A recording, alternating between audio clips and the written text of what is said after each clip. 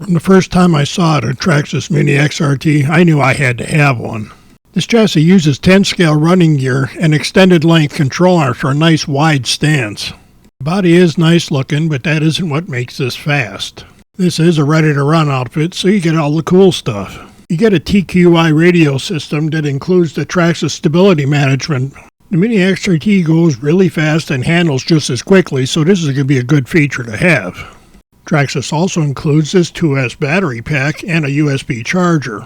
2S and 3S packs for this car are the same, smaller size, and that's confusing some people. The 2-cell packs for my other 10-scale cars is a bunch different. To make this car compatible with the bigger batteries, they'd have to redesign the whole chassis, so that ain't going to happen. Besides, the smaller 2S and 3S packs each weigh 175 grams. The Mini XRT is available in a few different color schemes, and all of them come with this wing on the back. Not surprisingly, Traxxas put the clipless body system on here, so once again you get the holy hosannas for that development. The Mini XRT comes with the wide max suspension kit already installed, and that just saved me a step. Camera's not adjustable on this car, but you can bet somebody's going to make a kit for that. Between the power and four-wheel drive, I'm not sure how much we need camera adjustments anyway. There's a lot of cars out there coming with wheelie bars on them. I think they're more for show. This XRT needs them. This is a 2S pack, about 2/3 throttle, and decide to pull in the rest of the throttle and almost lost it. I'm leaving the wheelie bar on for the time being. I'm getting used to Traxxas making well thought out tough chassis, and they did it again with the Mini XRT. Everything being lower, like the shock towers and body mounts, make the center of gravity a little lower and make them a little bit tougher. To see how tough the suspension arms are, I tried knocking the right front off on a planter at pretty much wide open throttle. The car did a really nifty flat spin for a while, tumbled a little more, and then landed on its wheels. It didn't even change the steering trim. All of these parts are really well made, and they're apparently very tough because I haven't been able to break one yet. Traxxas used their super tough slip joint drive shafts on all four corners of this car. This is another part on several Traxxas cars that I've been trying to break and haven't been able to yet. The front and rear tires are supposedly a little different. I'm hearing that the front tires are a little bit harder than the rears. This is a front and a rear, and tread pattern looks identical on both of them. Maybe the fronts are a little more spiritual or something.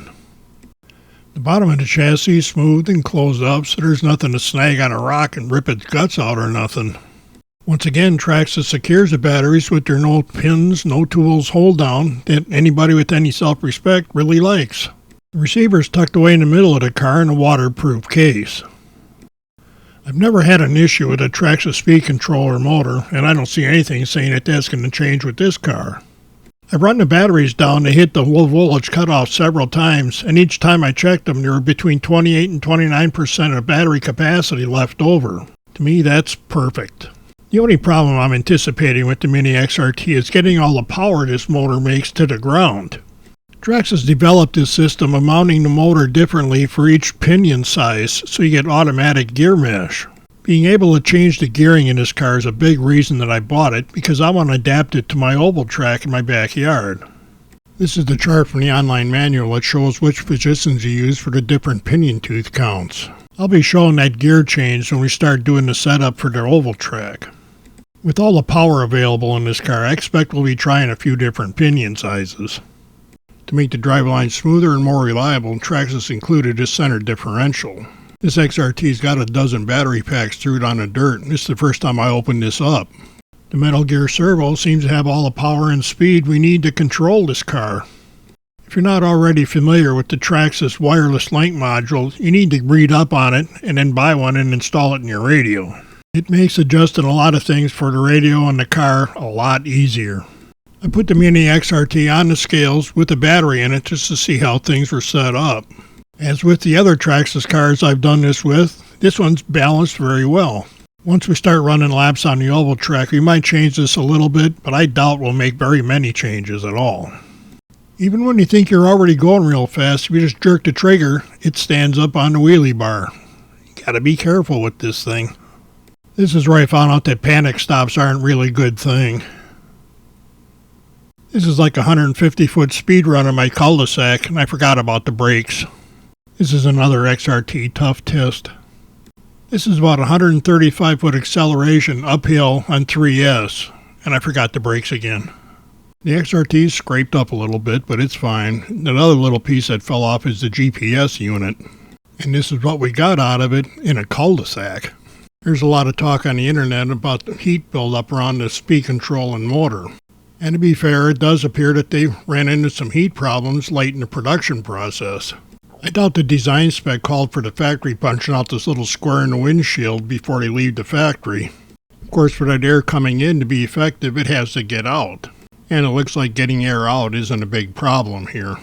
I suspect the main reason this thing heats up is because they geared it so high to get all the speed out of it because everybody just wants to go fast. If we were running wide open all the time, it probably wouldn't be so bad, but it's the starting and stopping that really draws a lot of current through the motor with such a big pinion. I really don't care about pure top-end speed, and I'm going to be gearing this down anyway for the short oval track.